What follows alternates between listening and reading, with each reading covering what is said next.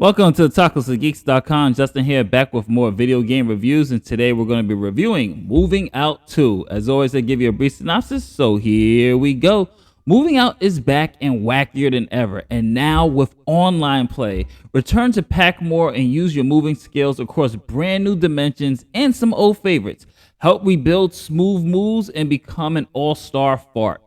Relax, it stands for Furniture Arrangement and Relocation Technician, okay?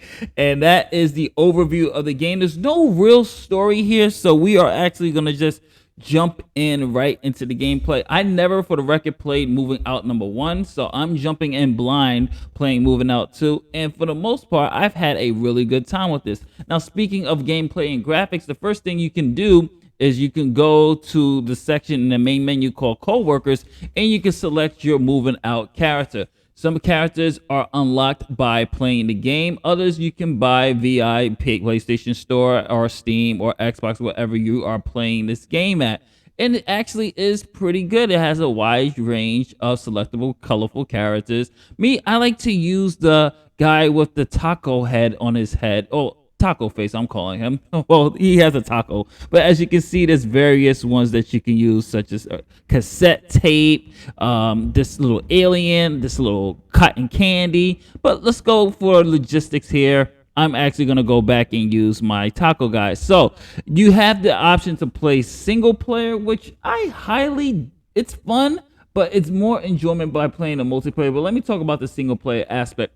The single player aspect is basically the controls are simple. You're going to use your L2 and R2 buttons to hold and pick up the item that you need to move. You also have the ability to throw by holding the square button to throw your items into the moving van. And that is the whole concept of this. By pressing triangle, it allows you to reveal indicators of which items need to be hauled into the truck. And that's pretty much it. Also, as you see that little timer up there, this game has a little timer to time you of how fast you can do. The fastest you can do, you'll be a pro, but you also have to move this thing in a certain amount of time given. For example, there's missions where you have to move this thing by 8 minutes, but a pro can be like half the time, like 4 minutes. So it's fun to really have that dynamic of, oh my gosh, beating the clock type of element. But as you can see why it's better to play multiplayer, you can see me struggling with that bed. But speaking of multiplayer,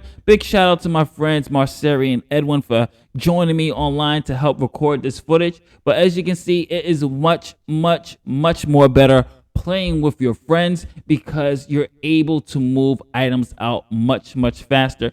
And especially if you're in a PlayStation party like we were able to communicate which items need to go, which ones we need to move first, which items we can leave, or what items should we pick up together.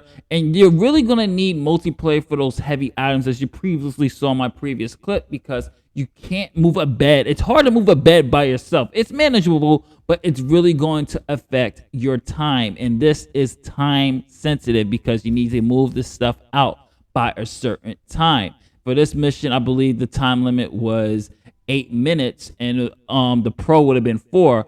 But as you can see, we are trying to get this launch chair out, and Edwin is trying to get rid of the arcade system. So it's really up to you and your team to communicate on where you're going to and what and how you're going to approach it. But keep in mind, sometimes it'll be better for you to tackle the big items first, but if you have a lot of small items that's easily liftable, you might want to put them in the back first, as you can see how we arrange things here. But you also are not just moving things out, you're also moving things in and moving out as well, which I thought was really nice concept as well. Not only are you packing things to leave, but you're actually packing things in, which is really cool too. Same concept applies as well, especially in a multiplayer. Use your friends or use the people that you're playing with. You have to communicate. Communication is a big part of this game because you need to know what items everybody wants to move first, how we're going to tackle it. And it's really fun. We had a fun time playing this game. It's something like, for me, like I said, it's something I never played. I've never played the first one, but me playing this with my friends, it was so enjoyable. And plus we had fun slapping each other around because there's a slap mechanic. And there's actually a map here as well. Not a huge map, but it's sizable enough for you to choose locations on where you want to go and what houses that you want to move. So you can actually revisit certain houses that you did before. And as you can see here, now you have other missions to do. Like rules can be don't break any windows or take a shot. But they also have an assist mode for those who are struggling with it. And the assist mode enables a lot of things such as longer time limits, objects disappearing on delivery, reduced difficulty, skip level on fail, lighter player items, and you're moving in the snap plus having items stronger snap. So there's an assist mode for those who are struggling, and that you might use assist mode if you're playing by yourself, if you don't have your friends. We didn't feel the need to use assist mode because we want to tackle the game in its full hardest difficulty and really strategize on how we're going to be doing things. So assist mode, I would recommend it if you're playing solo or if this game is a little bit too difficult for you. But there's other things that you can do as well. They offer arcade type of simulations that you can do. So many arcade games, as you progress, you get to unlock them. And yes, it does involve moving. As you can see here, I'm trying to move this couch in a maze, but it actually would be better if you do it in a multiplayer setting, because you can see me just struggling here to get this damn couch in this particular area.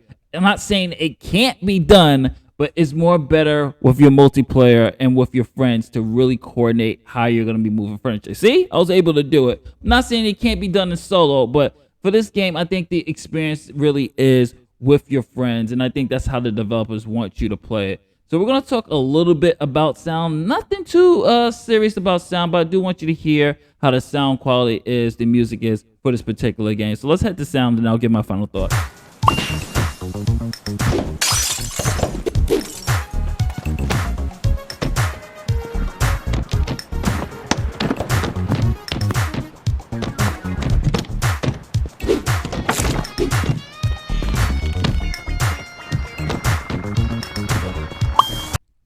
The music is pretty chilled. I really enjoy the music. It's pretty chilled. It helps you. It helps you move. I tell you that much. Very smooth tracks here. Nothing really that builds up tension or anything like that. It's just nice to smooth moving tracks. But for my final thoughts, I'm giving Moving Out 2 a B+. This is my first time playing this series, and I really did enjoy it. I really enjoyed what I played. It's a fun game to play. I thought it was cool. It's really better if you play with your friends, and you're going to get the most enjoyment out of the multiplayer aspect, especially playing online was cool. It's a good, solid game. This is Justin from TacosandGeeks.com. Don't forget to like, share, subscribe, hit that notification bell if you watch this on Tacos and Geeks. Browse our website, and thank you, and I'll catch you on the next review. Later days.